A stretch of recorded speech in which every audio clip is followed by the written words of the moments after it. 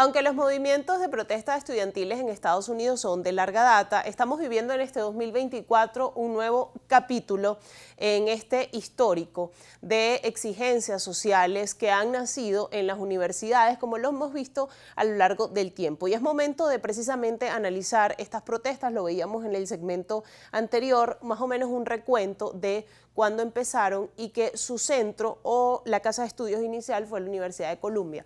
Vamos a analizar esto con Damián Sichero, él es analista internacional y nos conectamos con él hasta Argentina. ¿Cómo estás, Damián? Qué placer tenerte de vuelta en Ampliamente. Hola, muchas gracias por la invitación. Estaba con ganas de participar en el programa, así que muy contento. Gracias a ti por acompañarnos. Damián, fíjate que estas protestas han estado en la mayoría de los titulares internacionales de la prensa internacional desde que comenzaron en la Universidad de Columbia, se fueron extendiendo a lo largo de todos los campus universitarios prácticamente de costa a costa en Estados Unidos, pero si revisamos realmente cuáles son los antecedentes o por qué comenzó este movimiento estudiantil, ¿cómo pudiésemos explicarle a la audiencia y básicamente qué reclaman los manifestantes?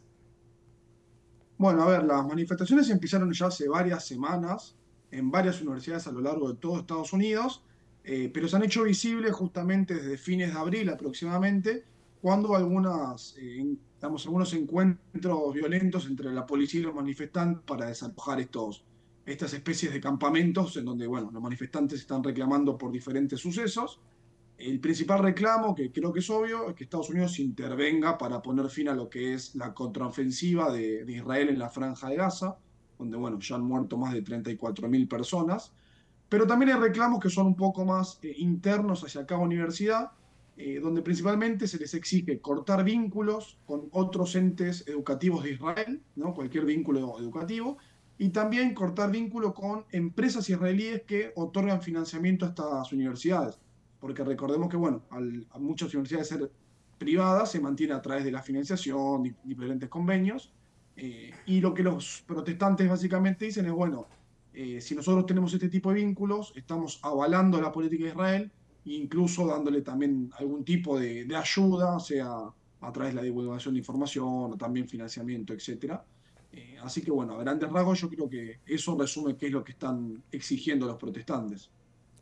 En estos campamentos, en las adyacencias de los campus universitarios y en las protestas se ha visto la intervención de la policía y se ha arrestado, según los últimos datos, los más recientes, a más de 2.000 manifestantes, estudiantes manifestantes, aunque algunas voces críticas a estas protestas han dicho que hay infiltrados en las manifestaciones. Sin embargo, los manifestantes aducen que estas protestas o digamos este espíritu de manifestación en Estados Unidos no es nuevo y que se inspiran en movimientos anteriores como en los años 60 o en los años 80. ¿Qué paralelismo hay entre lo ocurrido, por ejemplo, en las protestas de 1960, de la época de 1960, con respecto a la guerra de Vietnam, por ejemplo?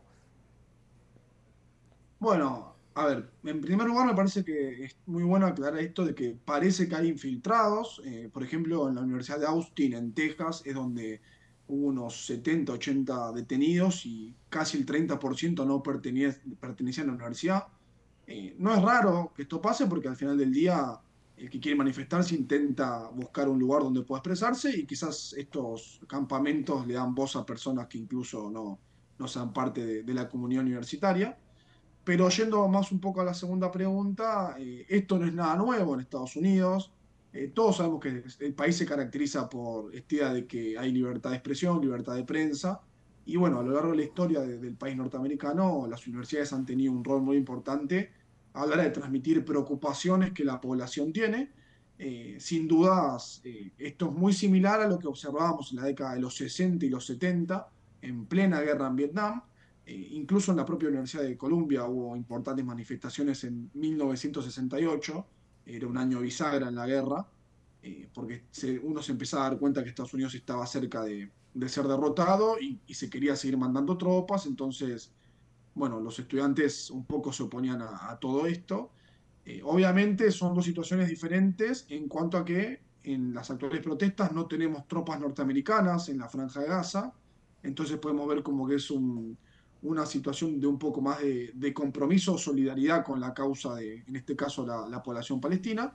En el caso de las protestas en la guerra de Vietnam, era porque directamente soldados estadounidenses estaban siendo enviados a una guerra donde la población sentía que el país no tenía nada que hacer. Pero, a ver, a grandes rasgos estamos viendo lo mismo, ¿no? Una situación de conflicto bélico donde se le está exigiendo al gobierno de Estados Unidos que tome medidas para por lo menos intentar llegar a un alto el fuego.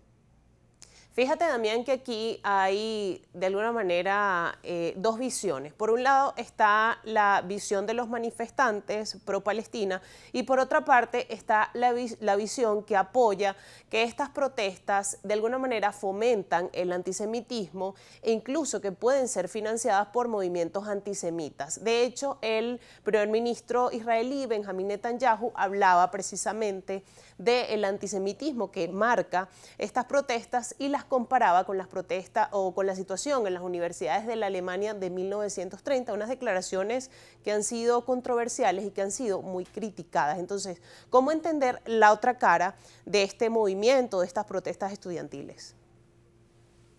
Me parece primero muy interesante destacar lo que dijo el propio Joe Biden, que él destacó, ¿no? Las protestas son válidas, la gente tiene derecho a expresarse, lo que no podemos hacer es que estas protestas sean violentas. Entonces me parece que es una frase de Biden que resume muy bien lo que está pasando hoy en día en Estados Unidos. Hay mucha gente que definitivamente está preocupada por lo que ocurre en la Franja de Gaza, entonces está tratando de hacer su aporte para que el conflicto termine y son protestas honestas. Y también definitivamente va a haber mucha gente que se aprovecha de la situación para intentar, digamos, ocultar su odio racial, su odio hacia otras religiones, y lo dibuja con esto de no, estoy comprometido con la causa. Y ahí es donde suceden estas situaciones donde de repente hay canciones antisemitas, se empieza a discriminar, mucha gente de origen judío ha dicho que se ha sentido insegura dentro de los campus, han incluso, bueno, registrado disputas a golpe de puño. Quiero decir, me parece que es importante poder diferenciar, ¿no? Las protestas son totalmente válidas, uno puede comprometerse con una causa internacional, tenemos que tener cuidado de que por avalar las protestas no se avale cualquier tipo de situación. Y también me parece que es interesante destacar que, bueno, el primer ministro de Israel, Netanyahu, es consciente de que cada vez está más solo en este tipo de contraofensiva que está llevando a cabo, y seguramente él va a intentar englobar a todas las protestas en, bueno, son protestas antisemitas, son protestas anti-Israel, cuando tampoco esto es así, porque incluso el propio presidente de Estados Unidos, Joe Biden, no es que le ha soltado la mano a Netanyahu, pero lo ha advertido en más de una oportunidad de que esto no puede ser así y tiene que haber algún tipo de solución en donde dejen de morir civiles, que como mencioné al principio ya van más de 34.000. Y un dato interesante para redondear la idea, incluso el propio Trump le ha dicho a Netanyahu que tiene que detener la guerra. Trump, mucho más cercano a la idea de defender a Israel, dice que Israel tiene derecho a justamente defenderse lo que fue el ataque del grupo terrorista Hamas el año pasado, pero hasta él mismo se da cuenta de que esta situación es demasiado compleja como para permitir que los ataques terminen lastimando a tantos civiles. Precisamente sobre la relación entre Estados Unidos e Israel y el impacto de estas protestas en Estados Unidos, vamos a hablar al regreso, Damián, vamos a hacer una pequeña pausa en este análisis y en esta conversación, y al regreso seguimos analizando el impacto que han tenido este movimiento estudiantil, las protestas estudiantiles en muchísimos campus universitarios dentro de Estados Unidos. Vamos a hacer una pausa y ya regresamos.